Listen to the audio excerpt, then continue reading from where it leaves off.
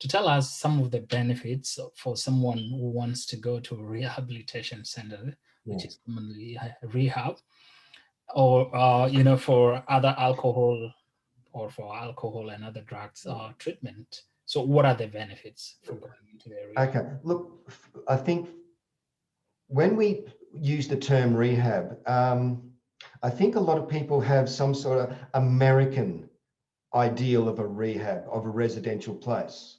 In Victoria, realistically, we have two residential type treatment centres. The first is the detox, and the second is a residential rehabilitation centre, and they are vastly different. Yeah. Firstly, a public detox is a residential setting, usually for about 7 to 10 days. Yeah. And it's a place to go to physically get the drug out of your system. Yeah. A rehab is a long-term residential stay where a person can stay usually somewhere between 3 months for up to 2 years. So it's a long-term residential, and that's what we call a rehab. So, but some people just say, oh, rehab, and we say, no, we think you're talking about a detox because you want to go somewhere to get the alcohol out of your system or the drug, yeah? So that's first. Now, if we say benefits, well, the benefits of a detox first is that you're under an umbrella of care, yeah, with professionals. I suppose in dealing with alcohol, you see there's psychological addictions, but there's also physical addictions.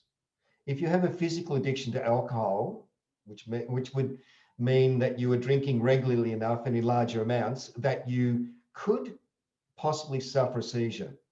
So there's medical complications with withdrawal from alcohol if you have a physical addiction. We say don't just stop. You'll need medical treatment, yeah. And usually the medicine is a type of benzodiazepine, a Valium, and that mitigates any risk of seizure. So that is given in detoxes.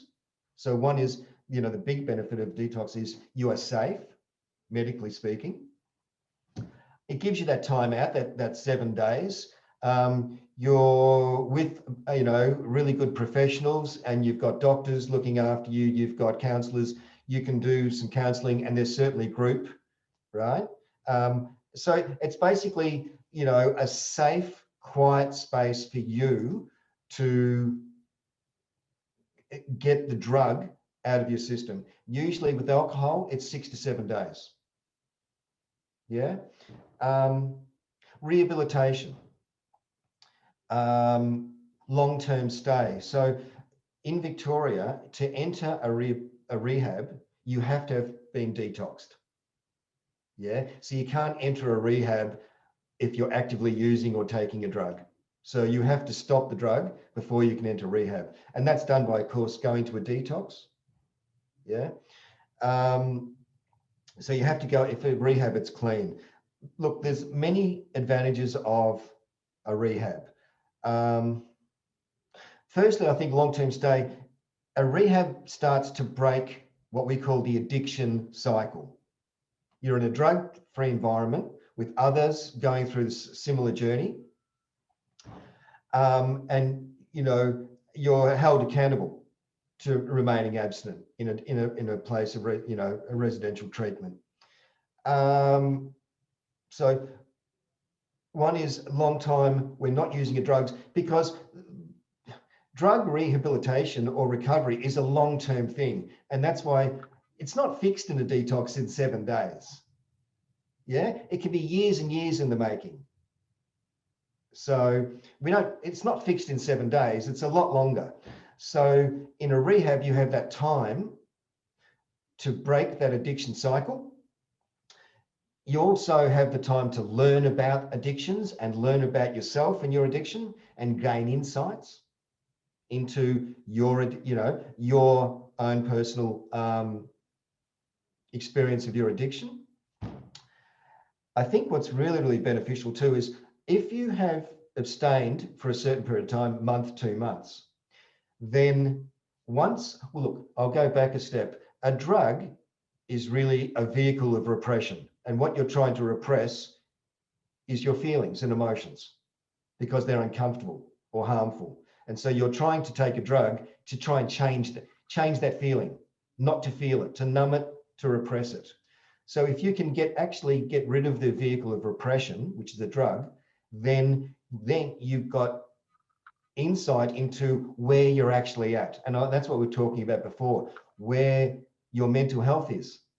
Was there a pre-existing, depression, anxiety? So while you're actively taking the drug, that's repressed.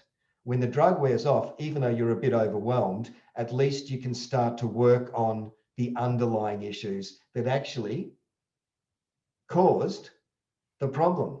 So if you had, complex mental health, or you had great anxiety and you stop drinking, you still have anxiety. Yeah. And if that goes on and on, you're going to try and that's where relapse and relapse can happen out in the community, because there's just this existing mental health going on. And there's this need to push it down, push it away. So that's why rehab's a great long-term stay, to look into the underlying issues. Next, you can build new habits, new goals, new practices in a rehab. And also rehab gives you that really good time to get those healthy habits and behaviors happening so that you can transfer back into the community, with those goals, and with a lot more tools and experience. So, it can't look, I think going back to, even a detox and that sort of stuff, look, if you have a physical addiction and you stop that drug, you're going to be sick, you're going to be irritable, you're going to be angry. And sometimes it's not a place to do it with your family around, because you're not a great person, you know what I mean? So sometimes detoxes are really good because you can focus on you out of that environment, right? I guess, yeah. The only, and I think Anya brought that up. In a detox, you can certainly get a translator of a morning when you do your morning group meeting. So you can understand, and you can have an interpreter come in every morning in group to see what you're doing during the day. That's fine. You can, in some rehab, in detoxes, cook your own food and that sort of stuff. A different scenario in rehab, because it's a long term, we find that if you do not have a working knowledge of English, then you're excluded, you're ineligible, because they go, you've got to go to group, you've got to talk all day, you've got to do, and if you can't, so that's what we find, that's one of the biggest drawbacks of rehab, is if you don't have that command of English, then you will be excluded. And I don't know of an alternative there necessarily, except day groups and your own groups and in the community and stuff.